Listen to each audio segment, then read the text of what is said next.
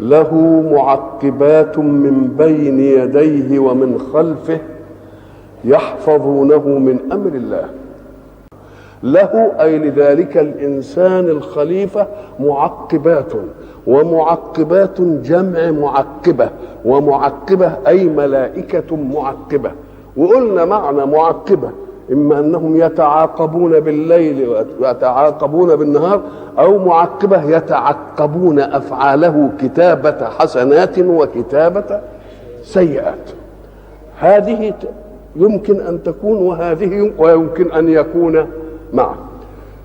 كلمة له تفيد النفعية. إذا قلت لك كذا خلاف عليك كذا، لك تفيد النفعية. فلما يقول له معقبات فكأن المعقبات لصالحه. تعمل ايه؟ يحفظونه من الأشياء التي لا يمكن الاحتراز عنها.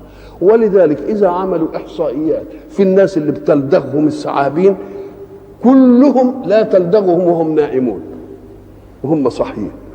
إذن ففيه ساعة يوجد له حس هابط أو ساكن الله عامل له. ولذلك احنا عندنا في الفلاحين نقول العين عليها كثير من الأشياء تمر بالإنسان، يقول لك يا سلام ازاي جدية، ازاي وقعت مش عارف، ازاي الولد وقع من البلكونة ومش عارف ما ماتش.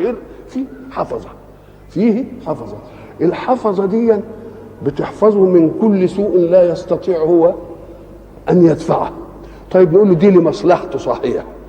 طب وإذا كان المراد يتعقبون فعله الحسنات والسيئات، قال لك برضه ان كتبوا له الحسنات يبقى لصالحه. المسألة اللي هتقفوا في وجهنا ايه؟ انهم يكتبوا عليه السيئات، دي عليه مش له. نقول له لا، افهم جيدا عن المشرع الأعلى.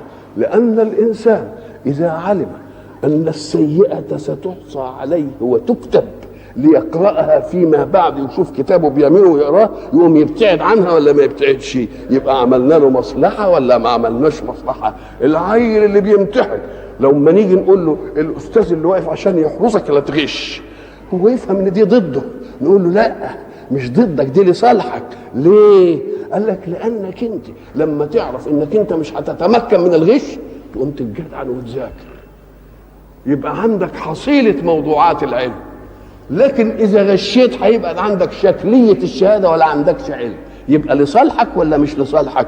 ولذلك يقول لك إياك أن تكره أن يكون لك أعداء. ليه؟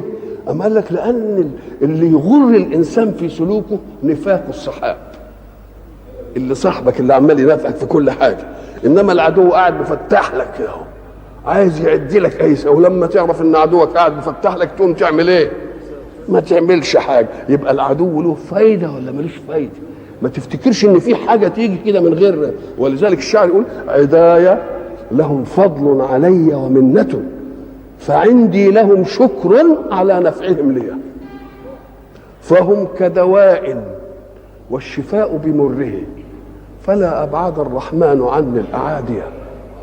هم بحثوا عن زلتي فاجتنبتها، فأصبحت مما دنس العرض خاليا، وهم نافسوني فاكتسبت المعالية.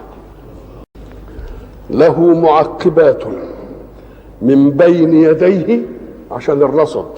ولذلك احنا قلنا في قصة الهجرة ان سيدنا أبو بكر الصديق رضوان الله عليه كان في الهجرة مرة يسير أمام النبي ومرة يسير خلفه. امتى؟ ساعة ما يشوف كده شوية متاهات قدام يخاف لا يكون فيه رصد، يوم يجري يمشي قدام الرسول. ولما ما يكونش يمشي ورا احسن يكون حد بيتتبعه، يبقى من الرصد وذاك من من الترقب. يحفظونه. أم قال لك اي الاشكال بقى جاي في كلمة يحفظونه. يحفظونه من امر الله. السطحي يقول لك ده بيحفظه من الامر المراد به من الله، يقول له لا، هو ربنا جايب ملائكه عشان يعرضوا قدره ولا عشان يعينوا قدره؟ لا، يبقى لا، ده جايين يحفظونه. هذا الحفظ مش من ذاته ولا من الملائكه، انما من امر الله الصادر للملائكه ان يحفظوا هذا. فمن هنا بمعنى ايه؟ يحفظونه بامر الله. يبقى من بمعنى البي. ولذلك يقول لك ايه؟ مما خطيئاتهم اغرقوا. من إيه؟ ما خطيئتهم، من إيه؟ بسبب خطيئتهم ايه؟ اغرقوا. تبقى من بمعنى ايه؟ بمعنى البي.